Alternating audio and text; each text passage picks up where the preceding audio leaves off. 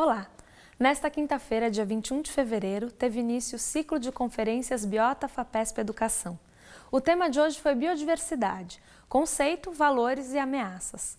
O pesquisador Thomas Levinson, do Instituto de Biologia da Unicamp, apresentou o contexto histórico da definição conceitual de biodiversidade, destacando a dificuldade para o desenvolvimento de mecanismos de identificação e classificação de novas espécies. Biodiversidade é um dos termos científicos, eu acho que mais corriqueiros hoje em dia. Todo mundo ouve falar, não é uma palavra que frequenta jornais, televisões, está por toda parte. Ela existia pontualmente, mas ela foi lançada de verdade em uma reunião organizada nos Estados Unidos, coordenada pelo ecólogo Edward Wilson, em 1986, se me lembro bem, que foi publicado nesse livro de 1988.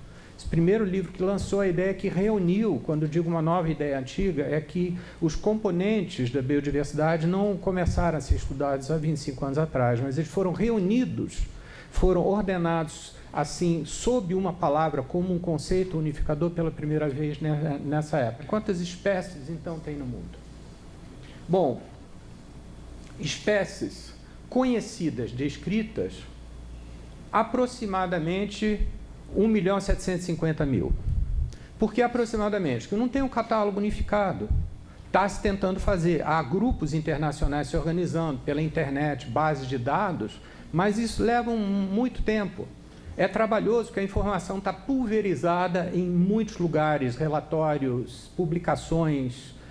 São centenas de milhares de publicações que precisam ser vasculhadas e você limpar isso, limpar esses nomes. Está sendo feito esse catálogo, está avançando muito bem, mas está longe de estar completo. Então ninguém sabe direito quantas espécies, quantos nomes de espécies estão descritos, mas o número é em torno disso aqui. Conhecidas, em torno de 1.750.000.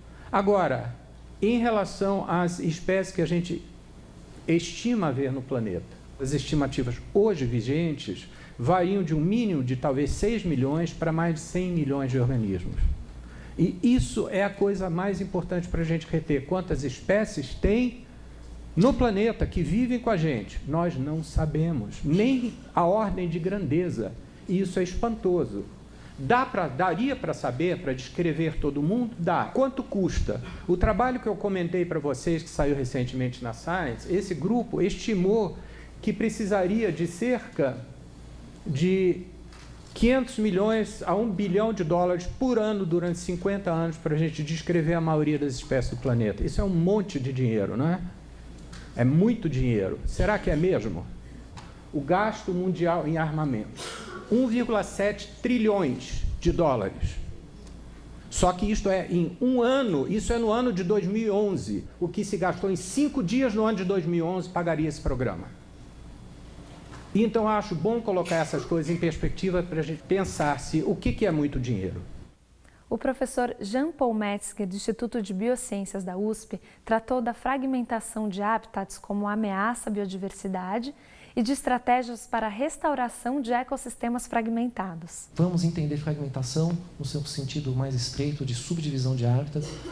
A fragmentação, junto com a perda de hábitat, junto com uma série de outros fatores de redução do tamanho dos fragmentos, aumento do isolamento, todo esse conjunto de fatores funcionam ameaçando a diversidade biológica. E para a gente entender esses processos, nós precisamos considerar questões temporais e espaciais, em particular a latência temporal e a heterogeneidade espacial, tanto do hábitat quanto da matriz. Que a noção de conectividade no meu entender, a melhor noção para capturar e integrar aspectos estruturais e funcionais. E a gente já tem exemplos aqui no Brasil e fora do Brasil claros que essas pesquisas com fragmentação elas vêm fomentando importantes subsídios para ações de políticas públicas de conservação.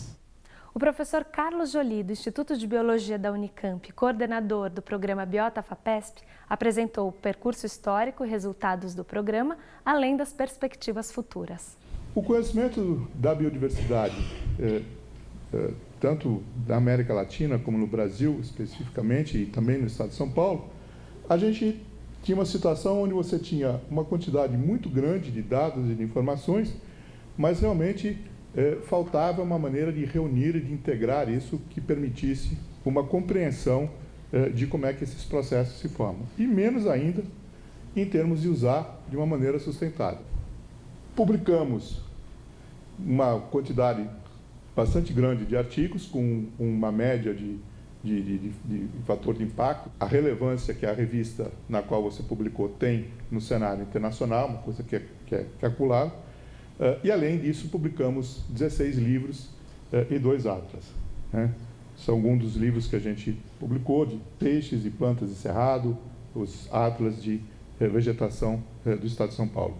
Descrevemos um conjunto grande de espécies novas. Pela palestra do Thomas, vocês podem ver que 2.000 não é nenhum número exagerado, né?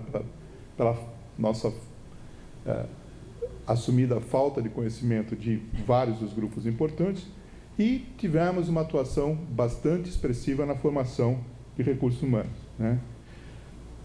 Em 2009, o programa acabava. Os 10 anos que ele tinha sido criado, foi o compromisso que a FAPESP assumiu, mas nós resolvemos escrever uma estratégia para a continuidade do programa, um plano estratégico para a continuidade do programa. Submetemos isso à discussão com a comunidade de pesquisadores do Biota e depois, de amadurecido, submetemos isso à diretoria científica e ao Conselho Superior da FAPESP. Então, no final de 2010, a FAPESP aprovou o apoio ao programa até 2020. Em março, o tema em discussão será o Pampa, bioma do sul do Brasil. Até lá!